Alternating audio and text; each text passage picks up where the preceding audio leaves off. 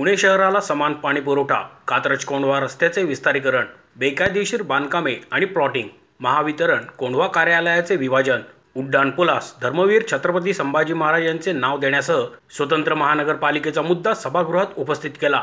त्यावर संबंधितांनी सकारात्मकता दर्शवली असून आठवडाभरातच सभापती महोदयांच्या दालनात बैठक लावण्यात आली आहे। त्यामुळे येत्या काळात हे सर्व मुद्दे मार्गी लागतील, अशी माहिती विधान परिषदेचे आमदार योगेश टिळेकर यांनी पत्रकार परिषदेत दिली। नुकत्याच झालेल्या अर्थसंकल्पीय अधिवेशनाच्या पार्श्वभूमीवर योगेश टिळेकर यांनी पुण्यात पत्रकारांशी संवाद साधला। या प्रसंगी भारतीय जनता युवा मोर्चाचे प्राध्यापक सचिन जायभाये, भूषण नहाटा, बाळासाहेब घुले आदी उपस्थित होते। टिळेकर म्हणाले, विधान परिषद सदस्य म्हणून मला अर्थसंकल्पीय अधिवेशनात 32 तारांकित प्रश्न, 11 लक्षवेधी, 9 औचित्याचे मुद्दे आणि 7 विशेष उल्लेख करण्याची संधी मिळाली। कामगार विभागाच्या विधेयकावर मत मांडता आले। पुण्यातील पाण्याचा प्रश्न, बेकायदेशीर आणि अनधिकृत प्लॉटिंग तसेच कोंढव्यात अनधिकृत इमारतीत सुरू असलेली शाळा या लक्षवेधींना मंत्री महोदयांनी उत्तर देऊन यावर तातडीने मार्ग काढण्याचे आश्वासन दिले। कात्रज कोंढवा रस्त्यासाठी 280 कोटींचा निधी आला, मात्र त्याचे काम अद्यापही सुरू झाले नाही, याकडे लक्ष वेधले।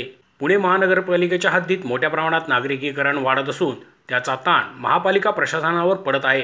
परिणामी मूलभूत सोयीसुविधा पुरवण्यामध्ये अडचणी येत आहेत। उपनगरांमधील नागरिक कर भरत असूनही त्यांना विकास कामांचा लाभ मिळत नाही। ही बाब लक्षात घेऊन स्वतंत्र महानगरपालिका तयार होणे गरजेचे आहे। याबाबत मुख्यमंत्र्यांशी संवाद सुरू आहे। लवकरच त्याबाबतीत निर्णय होईल। शहरात बकालपणा वाढतो आहे। व्यापाऱ्यांकडून, विकासकांकडून बांधकामे सुरू आहेत, ते थांबवण्यासाठी महसूल मंत्र्यांशी चर्चा झाली आहे। मला आनंद वाटतो की मी पहिल्याच या अधिवेशनामध्ये गेलो आणि जवळपास जे आयुध त्या वरिष्ठ सभागृहामध्ये आहेत त्याचा वापर करून 32 तारांकित प्रश्न मी त्या ठिकाणी लावले, 11 लक्षवेधी केल्या, 9 औचित्याचे मुद्दे, 7 विशेष उल्लेख, अनेक अल्पकालीन चर्चा अशा वेगळ्या वेगळ्या आयुधाचा वापर करून पुणे महाराष्ट्र आणि माझं दक्षिण पुणे या भागातल्या अनेक प्रश्नांसाठी सोडवण्याचा प्रयत्न मी त्या माध्यमातून केला। साधारणतः या अर्थसंकल्पामध्ये आपण सगळ्यांनी पाहिलं असेल की बजेट सादर झालं आणि त्या बजेटवरती सुद्धा खूप चांगली चर्चा मी सभागृहामध्ये केली। विशेषतः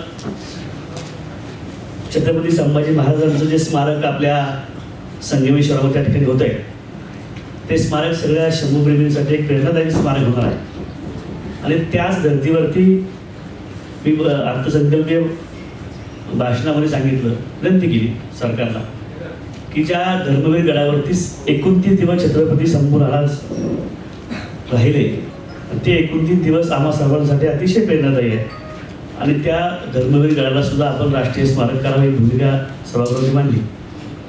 त्यानंतर आपण सगळेजण जाणतो की संविधानाला 75 वर्ष पूर्ण होत आहेत आणि राज्याचे मुख्यमंत्री देवेंद्रजी फडणवीस साहेब असतील, उपमुख्यमंत्री एकनाथ शिंदे साहेब आणि उपमुख्यमंत्री अजितदादा पवार साहेब यांनी 2 दिवस या बजेटमध्ये संविधानावरती चर्चा करण्यासाठी संधी आम्हा सर्वांना दिली। ज्या महामानव डॉक्टर बाबासाहेब आंबेडकरांनी या देशाला सक्षम आणि प्रबळ अशी लोकशाही दिली,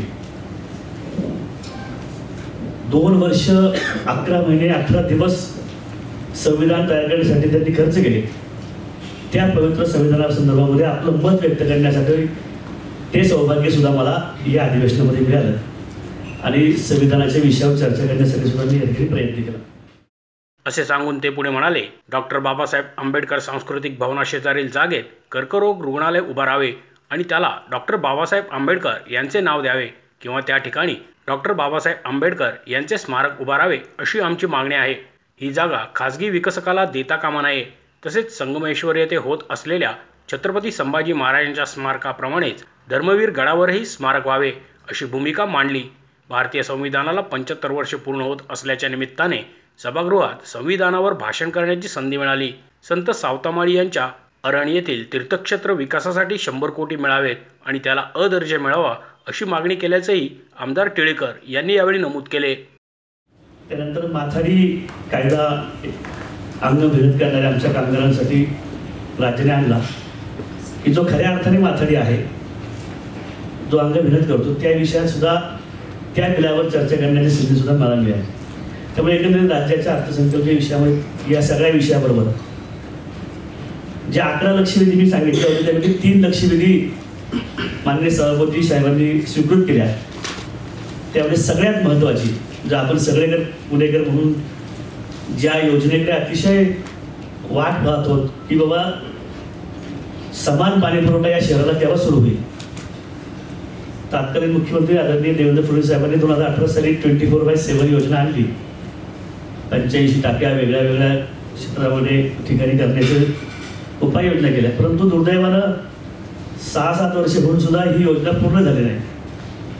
पुणे शहराच्या मध्यभागामध्ये फार त्याचा त्रास सहन होत नाही. परंतु जे आमची उपनगरं आहेत 1997 साली जी 23 गावं पुणे महापालिकेने समावेश करून घेतली ती 23 गावं, दक्षिण पुण्यातलं आमचं हडपसर मुंडवा तो भाग, या भागाला ह्या 24 तास पाणी पुरवठा योजनेचं खूप महत्त्व आहे.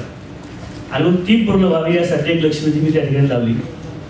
आणि सुदैवानं आपल्याच राज्याच्या नगरविकास राज्यमंत्री माधुरीताई मिसाळ पुणेकर असल्याने त्यांनी संवेदनशीलपणे या विषयात लक्ष घालून पुढच्या आठवड्यामध्ये सभापती महोदयांच्या दालनामध्ये या 24/7 समान पाणी पुरवठा या विषयामध्ये बैठक लागून डिसेंबरपर्यंत किमान दक्षिण पुण्याचं पाणी सुरू व्हावं या भूमिकेतनं या लक्षवेधीचं काम या ठिकाणी आपण सुरू केलेलं आहे. तुम्ही आता 24 तास पाणी पुरवठ्यासंदर्भात जे बोललात ती जे सगळं काम चालू आहे त्याचं, आता पुण्यात कसं सातत्याने लोकसंख्या वाढते, पुण्याच्या सीमा पण वाढत आहेत, पण पाण्याची जी साठवणुकीची क्षमता आहे ती पूर्वापार चालत आली तेवढी त्या फारशी त्यात वाढ झालेली आहे. मग या 24 तास पाणी पुरवठा योजनेसाठी जेव्हा ती चालू होईल तर पाणी कसं उपलब्ध करणार, इतकं पाणी कसं उपलब्ध करणार, ह्यात काही तुमची काही योजना आहे त्याच्यावर? बरं, आता पुण्याला 21 TMCची गरज आहे. प्रत्यक्षामध्ये आपण 17-18 TMC पाणी घेतो. आपण प्रयत्न करतो की जो आता जॅकवेलचा प्रकल्प आहे तो चालू केल्याने 6 TMC पाणी आपल्याला वाढेल. किंवा दादांनी आता मधल्या काळामध्ये जो आता JBS आधार आला ना आपल्याकडे, त्यावेळेस नवीन पंपिंग स्टेशन ह्या गावांसाठी करण्यासाठी 500 कोटी रुपये देतो म्हणून, तर त्याचे आता बजेटमध्ये आपण समावेश करतो. तर तिथे एक नवीन पंपिंग स्टेशन. आणि आपण आग्रहाची भूमिका मानतो की पुणेकरांचा तर तुम्ही 23 गावं पुण्यात महापालिकेत घेतली ती PMRDकडे होती, त्यामुळे त्यांची पाण्याची जी काही मागणी आहे तर तुम्ही आता 21 TMCचा करार महापालिकेने करावा, जेणेकरून 21 TMC पाणी जर पुणे महापालिकेला मिळालं तर ही 24/7च्या ज्या टाक्या आपण बांधतो, storage, rising line, distribution line, या सगळ्या लाईन पूर्ण होऊन या समान पाणी पुरवठ्याचं काम करणार आहोत. सोर्स वाढवतो आपण की पाणी येण्याचा, शेवटी तुम्ही म्हणता ते खरं आहे, जर 21 TMC पाणी मिळालं नाही तर पुणेकरांना पाणी टाक्या बांधून सुद्धा आपल्याला उपयोग होणार नाही. म्हणून पाणी वाढवण्यासाठी आपण प्रयत्न करतो. मोशी न्यूज नेटवर्कसाठी मोहित शिंदे, पुणे.